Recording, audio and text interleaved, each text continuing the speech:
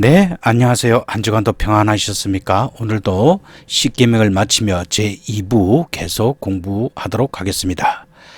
십계명을 통해서 하나님께서 말씀하시고자 하는 것은 무엇입니까? 하나님께서 말씀하셨습니다. 그것들에게 절하지 말며 그것들을 섬기지 말라. 나 여호와 너의 하나님은 질투하는 하나님인즉 나를 미워하는 자의 죄를 갚되 아비로부터 아들에게로 3, 4대까지 이르게 하거니와 나를 사랑하고 내 계명을 지키는 자에게는 1000대까지 은혜를 베푸시느니라. 다시 말하면 하나님께서 십계명을 통하여서 우리에게 주시고자 하시는 말씀은 바로 은혜를 베푸시기 위함입니다. 무슨 의미입니까? 하나님께서 이 계명들을 어기는 사람들을 벌하시겠다고 하는 경고의 말씀입니다. 그러므로 우리는 하나님의 진노를 두려워해야 하며 십계명을 어기는 일을 하지 말아야 합니다. 그러나 이 계명들을 지키는 사람에게는 은혜와 복을 약속하셨습니다. 따라서 우리는 하나님을 사랑하고 신뢰하며 그 명하신 것들을 기꺼이 행하여야 합니다. 연결과 적용 1. 하나님께서는 다음과 같은 벌을 주십니다. A. 타락한 세상에서의 삶이 어려움에 처하게 하십니다. 창세기 3장 17절과 19절은 아담과 하와가 하나님 앞에 죄를 범하고 나서 하나님께서 그들에게 형벌을 내리는 말씀입니다. 아담에게 이르시되 내가 내 아내의 말을 듣고 내가 내게 먹지 말라 한 나무의 열매를 먹었은즉 땅은 너로 말미암아 저주를 받고 너는 내 평생에 수고하여야 그 소산을 먹으리라. 땅이 내게 가시덤불과 엉겅퀴를 낼 것이라. 내가 먹는 것은 밭의 채소인즉 내가 흙으로 돌아갈 때까지 내 얼굴에 땀을 흘려야 먹을 것을 먹으리니 내가 그것에서 취함을 입었음이라. 너는 흙이니 흙으로 돌아갈 것이니라 하시니라. 참으로 하나님께서 죄를 지은 아담에게 합당한 벌을 내리신 것을 볼 수 있습니다. 먼저 아담에게 말씀하셨을 때 수고하여 그 소산을 먹을 것이다 라고 말씀하셨습니다. 수고하여야 라는 말은 땀을 흘려가며 일하는 노동이나 그에 수반되는 고생스러움을 의미합니다. 물론 타락 전에도 아담은 노동을 했습니다. 그러나 그것은 자기 성취감, 기쁨을 맛볼 수 있는 복된 성격의 것이었지만 결코 생계 유지에 수고스러운 방편은 아니었습니다. 그렇지만 이러한 변화에도 불구하고 노동 자체가 지니고 있는 그 가치는 여전히 존중되어야 합니다. 왜냐하면 하나님의 천지 창조 사역 자체가 신성한 노동이었기 때문이며 두 번째로는 땅을 정복하고 다스리라는 하나님의 명령은 이미 타락 전에 주어진 것으로 그 영원한 효력을 지니고 있기 때문입니다. 따라서 하나님께서는 죄를 지은 아담에게 땀을 흘려 일할 것을 말씀하셨고 하와에게는 잉태하는 고통을 크게 더할 것이라고 말씀하셨습니다. 레위기 26장 18절에서 20절 말씀 그리고 예레미야서 12장 4절을 읽으십시오. 먼저 레위기 26장 18절에서 20절 말씀을 읽도록 하겠습니다. 너희가 그렇게 되어도 내게 청종치 아니하면 너희 죄를 인하여 내가 너희를 7배나 더 징치할지라. 내가 너희의 세력을 인한 교만을 꺾고 너희 하늘로 철과 같게 하며 너희 땅으로 녹과 같게 하리니 너희 수고가 헛될지라. 땅은 그 산물을 내지 아니하고 땅의 나무는 그 열매를 맺지 아니하리라. 오늘 이 말씀은 먼저 하나님의 말씀을 청종하지 아니하면 하나님께서 벌을 내리시겠다는 말씀입니다. 여기서 청종하다라는 말은 히브리어로 세 말을 말합니다. 이것은 듣는다 또는 이해하다, 복종하다는 뜻으로 듣고 이해할 뿐만 아니라 그것을 행동에 옮겨 명령의 본래 목적에 합당하게 실천하는 것을 말합니다. 그리고 하나님께서는 청종하지 아니하면 그 7배나 더 징벌하리라라고 말씀하셨습니다. 하나님의 징계를 받고도 회개치 않고 계속 범죄할 때는 더욱 가혹한 진노가 임하게 됩니다. 여기서 7이라는 숫자는 단순히 7을 의미하기보다는 신적 충만함과 완전을 나타내는 상징적인 숫자로 하나님의 진노의 철저성과 완벽성을 강조한 것입니다. 따라서 하나님은 그 범죄에 대한 대가로 형벌을 내리시는 것을 말합니다. 그리고 하나님께서는 교만을 꺾을 것이라고 말씀하셨습니다. 불순종한 이스라엘의 힘이 점점 증가되어 세력이 강성해짐으로 교만케 되는 것을 사전에 막겠다는 것입니다. 왜냐하면 흔히 하나님을 대적하고 하나님의 말씀을 무시하는 것은 교만으로 인해 생기기 때문입니다. 교만은 자기 자신을 무엇이 된 것으로 생각하게 하는 것으로서 모든 죄악의 원흉이라고 볼 수 있습니다. 그러나 성경은 인간을 상한 갈대와 꺼져가는 등불 또는 하나님을 떠나서는 아무것도 할 수 없는 존재로 묘사하고 있습니다.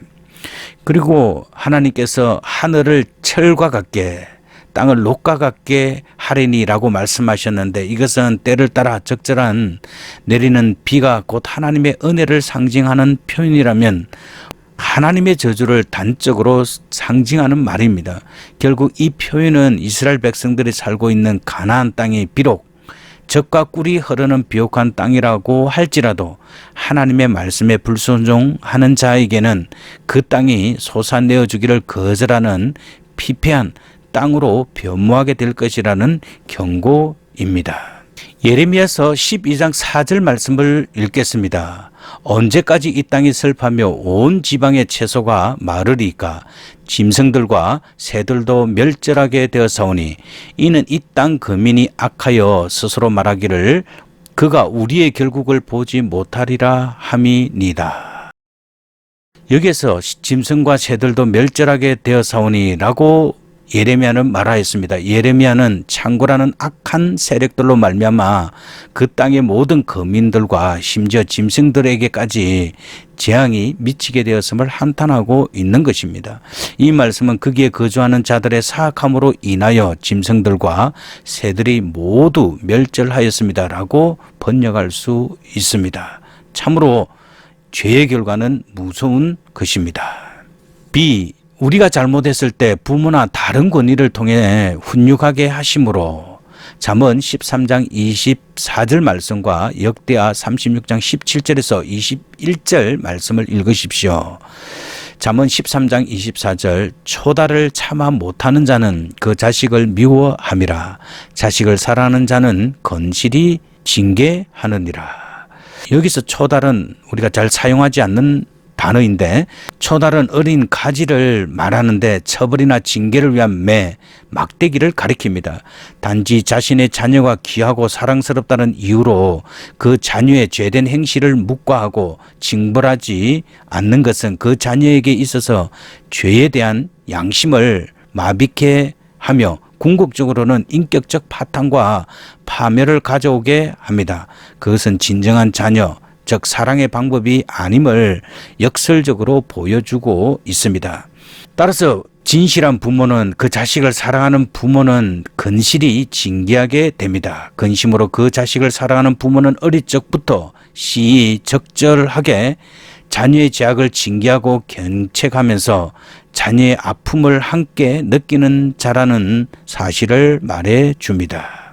역대하 36장 17절에서 21절 말씀 하나님이 갈대아 왕의 손에 저희를 다 붙이심에 제가 와서 그 성전에서 칼로 청년을 죽이며 청년 남녀와 노인과 백발노홍을 긍휼히 여기지 아니하였으며 또 하나님의 전의 대소기명들과 여호와의 전의 보물과 왕과 방백들의 보물을 다 바벨론으로 가져갔고 또 하나님의 전을 불사르며 예루살렘 성을 헐며 그 모든 궁시를 불사르며 그 모든 귀한 기명을 회파하고 무릇 칼에서 벗어난 자를 저가 바벨론으로 사로잡아가매 무리가 거기서 갈대아 왕과 그 자손의 노예가 되어 바사국이 주재할 때까지 이르니라. 이에 토지가 황무하며 안식년을 누린 같이 안식하며 70년을 지냈으니 여호와께서 예레미야의 입으로 하신 말씀이 응하였더라. 오늘 읽은 이 역대하 36장 17절에서 21절 말씀은 유다의 멸망을 예언한 말씀입니다. 바로 여기에 갈대아 왕은 느부갓네살을 말합니다. 그는 시드기야가 애굽에 사신을 보내서 군사적인 지원을 요청하고 바벨론을 배반하자 예루살렘을 침공하였으며 그는 오랫동안 예루살렘을 포위한 끝에 성전과 성벽을 파괴하고 유다 왕국 전체를 붕괴시켰습니다. 즉 범죄한 유다를 징계하기 위해서 하나님께서는 이방인 왕 느부갓네살을 도구로 사용하였음을 잘 보여주고 있습니다. 이들은 예레미야의 예언과 같이 바사가 일어날 때까지 바벨론에서 포로 생활을 하였습니다. 그런데 이들 중 대부분은 노예가 되어 비참한 생활을 하였습니다. 그러나 그 중에 몇 사람은 상당한 지위와 총애를 받았습니다. 한편 이때 유다의 백성들은 계속되는 압제로 인해 대부분 포로 초기의 낭망을 경험하고 점점 세속화되어 갔습니다. 그러나 이와 달리 영적으로 깨어 있음과 더불어 경건했던 자들은 더욱 신앙이 성숙되어 갔습니다. 예를 들자면 느헤미야 또는 에스더, 다니엘과 같은 사람들이 그 시대에 하나님의 사람으로 빛을 발하고 있었습니다. 참조 구약 성경에서 하나님은 이스라엘을 벌하시기 위해 다른 나라의 힘을 종종 사용합니다. 열왕기하 25장 1절을 보십시오. 시드기야 9년 10월 10일에 바벨론 왕 느부갓네살이 그 모든 군대를 거느리고 예루살렘을 치러 올라와 진을 치고 사면으로 토성을 쌓으매. 여기서 하나님은 이스라엘을 벌하기 위해 바벨론 왕 느부갓네살의 군대를 동원하여 예루살렘을 치러 올라와서 사면으로 토성을 쌓았다고 말합니다. 바로 이 사건은 이스라엘 역사에 있어서 최대의 위기 때였음을 말하고 있습니다. C. 우리를 자기 파괴적인 습관과 그 결과들에 넘겨주심으로. 로마서 1장 24절에서 25절 말씀 그리고 28절 말씀을 보도록 하겠습니다. 그러므로 하나님께서 그들을 마음의 정욕대로 더러움에 내어버려 두사 그들의 몸을 서로 욕되게 하셨으니 이는 그들이 하나님의 진리를 거짓 것으로 바꾸어 피조물을 조물조보다 더 경배하고 섬김이라. 주는 곧 영원히 찬송할 이시로다. 아멘. 또한 그들이 마음에 하나님 두기를 싫어하며 하나님께서 그들을 그 상실한 마음대로 내어버려 두사 합당하지 못한 일을 하게 하셨으니 죄는 인간에 대하여 병균과 같이 신속한 번지성을 가지고 인간을 아주 점령해 버리고 또 살해하게 됩니다.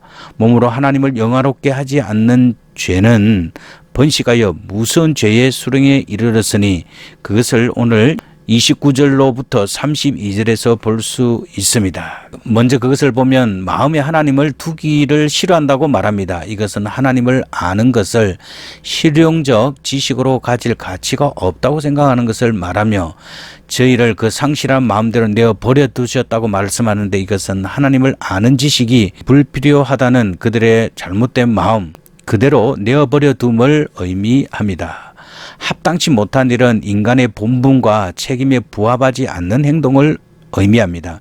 하나님을 경외하는 것이 인간의 본분입니다. 로마서 1장에 기록된 죄악의 목록을 분류하면 5가지입니다. 첫 번째로는 불의, 추악, 탐욕, 악의는 사람이 자기에게 대한 취급을 잘못하는 범죄요. 시기, 살인, 분쟁, 사기, 악독은 사람이 다른 사람들과 경쟁하는 관계로 생기는 범죄요. 세 번째로 수근수근 하는 것과 비방은 사람이 남을 언론 또는 출판으로 해하는 범죄요. 네 번째로 하나님을 미워함과 능욕, 교만, 자랑, 악을 도모함은 사람이 자기를 높이는 죄요. 부모를 거역함과 우매, 배약, 무정, 무자비는 어리를 배반하는 범죄입니다. 하나님은 다음과 같이 자신의 약속을 이루십니다. 이 땅에 복 주심으로 즉 좋은 일기와 풍성한 수확을 하나님께서는 허락해 주십니다. 시편 85편 12절에 보면 여호와께서 좋은 것을 주시리니 우리 땅이 그 산물을 내리로다. 즉 하나님께서는 긍휼, 진리, 의, 화평등을 주심으로 그 결과 가나안 땅이 풍요로운 결실을 맺게 된다는 뜻입니다. 혹은 산물 등으로 보기도 합니다. 그러나 그보다는 인생들이 필요한 모든 것을 얻는 일을 가능케 하는 하나님의 은혜, 즉 진리, 긍휼, 의, 화평등을 가리킨다고 봄이 더 타당합니다. 따라서 하나님께서는 이 땅이 이렇게 됨으로써 하나님께서는 이 땅에 좋은 일기와 풍성한 수확을 주시는 것입니다.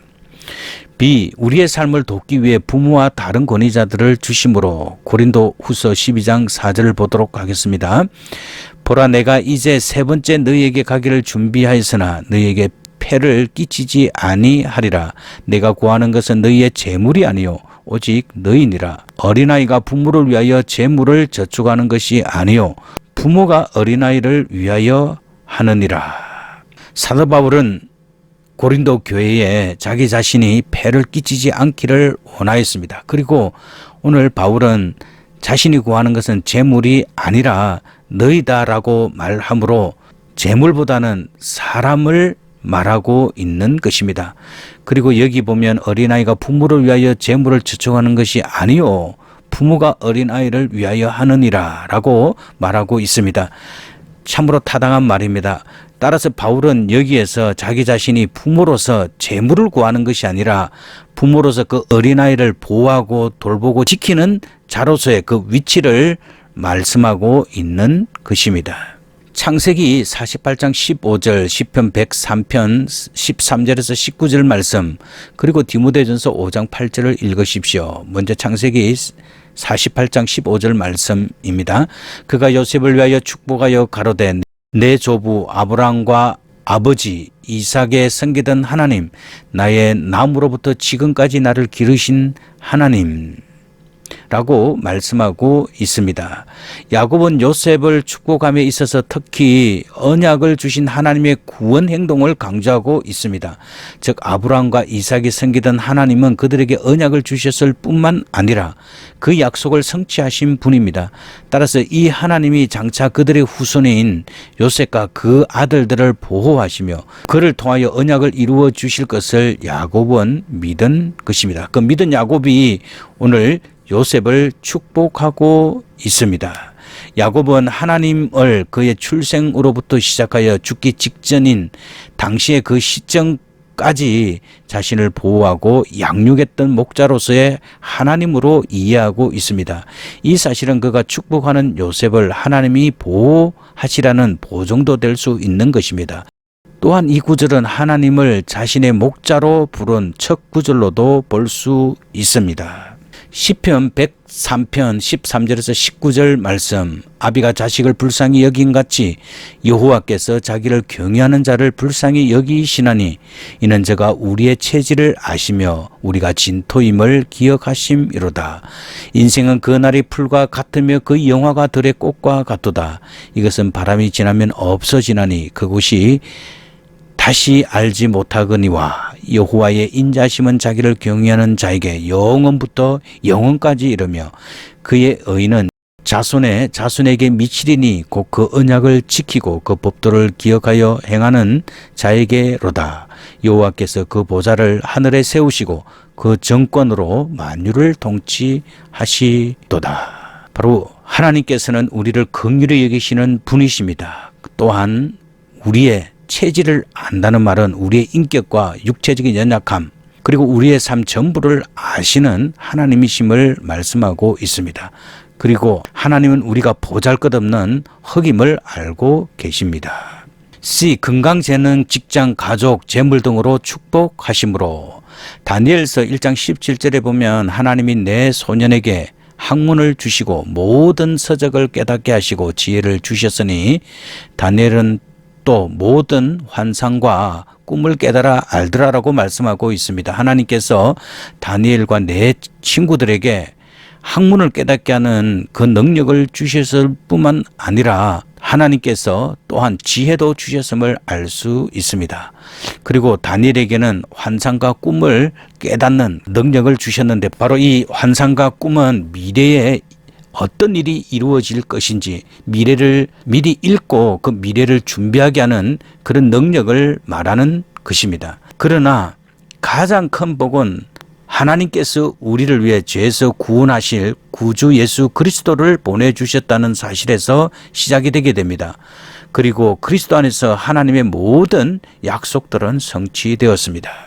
그리고 누가복음 24장 44절에 보면 의사 누가가 성경을 기록하면서 마지막 부분에 해당되는 구절입니다. 또 이르시되 내가 너희와 함께 있을 때에 너희에게 말한 바 곧 모세의 율법과 선지자의 글과 시편에 나를 가리켜 기록된 모든 것이 이루어져야 하리라 한 말이 이것이니라 하시고 라고 예수님께서 말씀하셨습니다. 바로 이 말씀은 성경의 모든 예언과 성경의 모든 내용들은 바로 예수 그리스도를 말하고 있다라는 것입니다. 그리고 그 모든 구약 성경의 예언이 예수 그리스도 안에서 성취되었음을 말씀하는 구절입니다. 즉 예수님의 부활에 대한 제자들의 최종 확인 후 예수님의 마지막 가르침이 언급되면서 누가복음은 대단원의 막을 내리게 됩니다. 예수님은 제자들에게 자신이 말했던 고난과 죽음 그리고 부활에 대한 예고를 상기시키면서 자신의 죽음과 부활이 예언의 성취임을 언급하고 있습니다. 이 같은 예수님의 부활 사건을 거듭 설명한 것은 예수님의 고난과 죽음 그리고 부활을 구원사적 맥락에서 부각시키고자 한 의도에 있습니다. 예수님의 고난과 죽음 그리고 부활은 복음의 세계화, 전 인류의 구원을 위한 필요적인 결과요 하나님의 뜻임을 확언하는 것입니다. 로마서 4장 13절 아브라함이나 그 후손에게 세상의 상속자가 되리라고 하신 언약은 율법으로 말미암은 것이 아니요 오직 믿음의 의로 말미암은 것이니라. 여기에서 세상의 후사가 되리라고 하신 약속은 창세기 17장 4절에서 8절 말씀에 언급되어 있습니다. 하나님께서는 아브라함과 맺으신 언약은 율법보다 430년 앞서 주어졌으며 후에 생긴 율법이 이미 주어진 언약을 취소할 수 없었습니다. 따라서 이스라엘 백성은 율법 때문에 하나님의 백성이 된 것이 아니라 하나님의 약속에 따라 된 것입니다. 이런 의미에서 약속은 율법에 선행하며 약속의 원리를 따르는 자는 하나님의 백성이 될 수 있습니다. 그리고 이 약속의 원리는 바울이 이 구절에서 진술하고 있는 바대로 믿음의 의뿐입니다. 왜냐하면 아브라함은 믿음으로 의롭다 하심을 받은 후에 하나님의 약속을 받았던 것이지 율법에 건강 것이 아니었기 때문입니다. 세상의 후사란 1차적으로 창세기 17장 8절의 말씀대로 가나안 땅을 그의 후손이 유업으로 받는 것을 의미합니다. 그러나 보다 포괄적인 의미로는 창세기 17장 4절에 언급된 대로 아브라함은 열국의 아비이므로 그 신앙의 자취를 좇는 모든 민족이 후사가 되며 유업을 이을 자가 됩니다. 따라서 아브라함의 자손으로 인하여 모든 땅의 족속들이 복을 받으리라는 보증과 관련된 것임이 분명합니다. 갈라디아서 3장 22절 말씀을 보도록 하겠습니다. 그러나 성경이 모든 것을 제 아래 가두었으니 이는 예수 그리스도를 믿음으로 말미암는 약속을 믿는 자들에게 주려 하심이라. 성경이 모든 것을 제 아래 가뒀다. 이것은 율법이 가진 실제적인 기능은 모든 사람을 죄의 굴레 속에 가두는 것이라는 것을 명백히 보여줍니다. 율법은 인간을 정죄하기 때문에 사람이 율법주의를 통해 하나님께 어이롭다고 여김을 받을 수 없으며 다만 예수 그리스도를 믿는 믿음을 통해 하나님의 약속을 받을 수 있습니다. 율법이 생명을 주지 못함을 증명하기 위해 바울은 성경이 모든 것을 죄 아래 가두었으나 로마서 3장 9절에서 19절 말씀에서 바울은 우리가 얼마나 악한지 보여주기 위해 구약 말씀을 여러 절 인용하였습니다.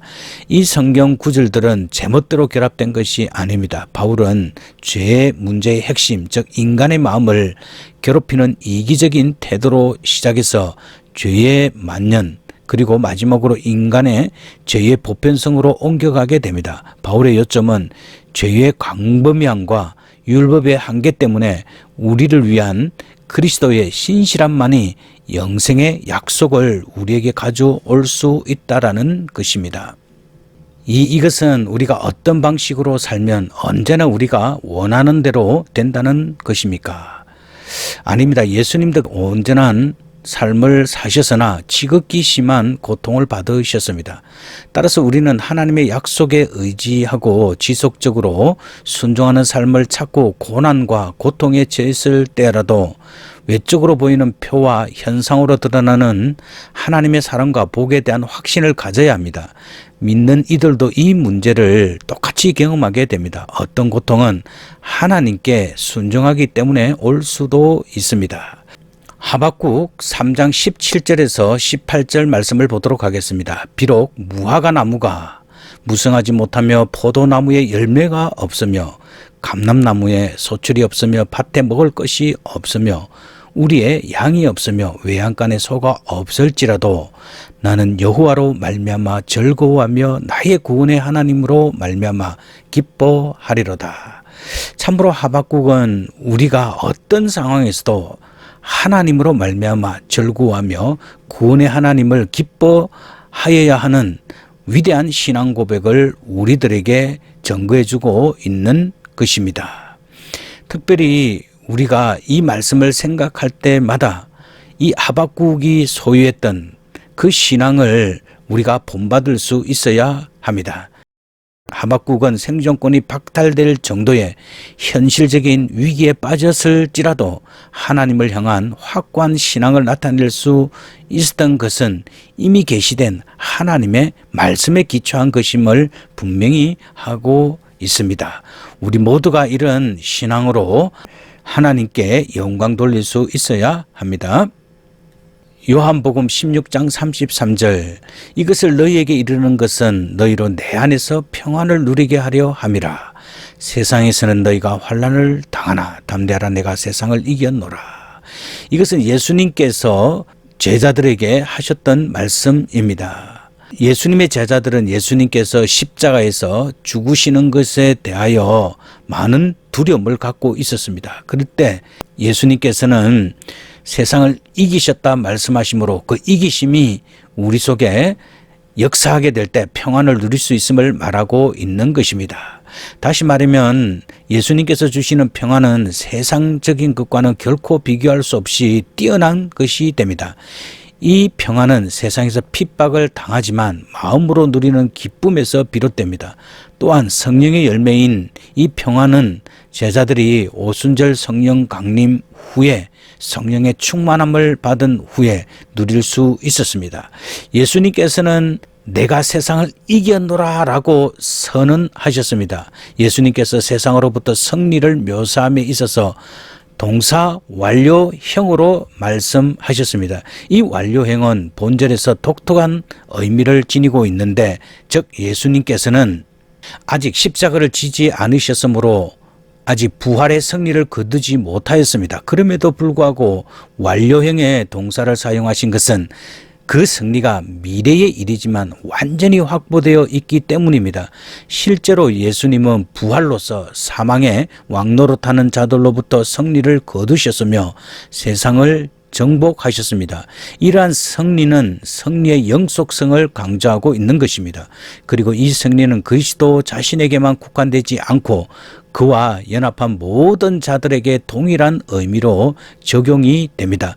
그래서 바울은 그러나 이 모든 일에 우리를 사랑하신 이로 말미암아 넉넉히 이기느니라고 고백할 수 있었습니다.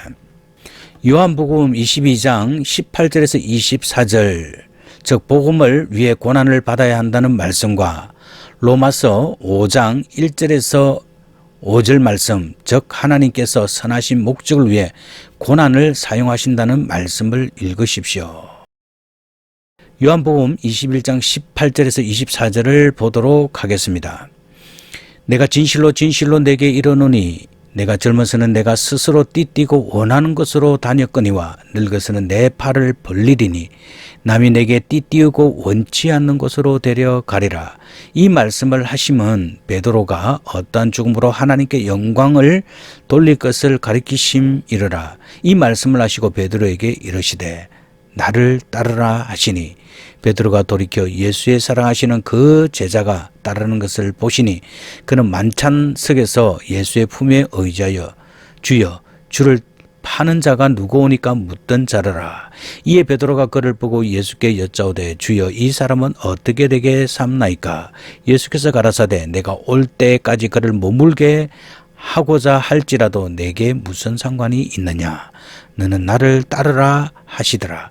이 말씀이 형제들에게 나가서 그 제자는 죽지 아니하겠다 하였으나 예수님의 말씀은 그가 죽지 않겠다 하신 것이 아니라 내가 올 때까지 그를 머물게 하고자 할지라도 내게 무슨 상관이냐 하신 것이더라. 이 일을 증거하고 이 일을 기록한 제자가 이 사람이라. 우리는 그의 증거가 참인 줄 아니라. 이 말씀은 예수님께서 베드로에게 어떠한 삶을 살아야 할 것인지, 그리고 그가 어떻게 죽음으로 하나님께 영광을 돌릴 것인지 말씀해 주신 것입니다. 사도 요한은 예수님께서 베드로가 어떠한 죽음으로 하나님께 영광을 돌릴 것이라고 말씀하셨음을 설명하고 있습니다. 주님께서는 이런 암시의 말씀을 하시고 베드로에게 나를 따르라고 말씀하셨습니다. 초대교회에 전하는 바에 의하면 베드로는 십자가에 거꾸로 못 박혀 순교를 당하였다고 합니다. 주께서 베드로에게 나를 따르라고 하신 것은 그가 주의 십자가의 길을 따르라는 말씀인 것입니다. 고난을 각오하며 사는 것은 전도자에게만 해당되는 말씀이 아닙니다. 주님께서는 아무든지 나를 따라오려거든 자기를 부인하고 자기 십자가를 지고 나를 좇을 것이니라고 말씀하셨습니다. 우리는 예수 그리스도를 위해 고난을 각오해야 합니다. 네, 오늘도 말씀 공부하느라 수고 많이 하셨습니다. 날씨가 무더운데 늘 건강에 조심하시고 하나님이 주신 은혜 가운데 한없는 하나님의 사랑을 누리며 십자가의 강한 믿음의 사람이 되어 하나님을 기쁘시게 하며 하나님께서 주신 계명을 잘 지켜 우리 하나님께 영광 돌리는 복된 우리 복음의 식구들이 되기를 바랍니다. 이제 기도하도록 하겠습니다. 거룩하고 자비로우신 하나님, 우리가 해야 하고 하지 말아야 할 것을 가르쳐 주셨습니다.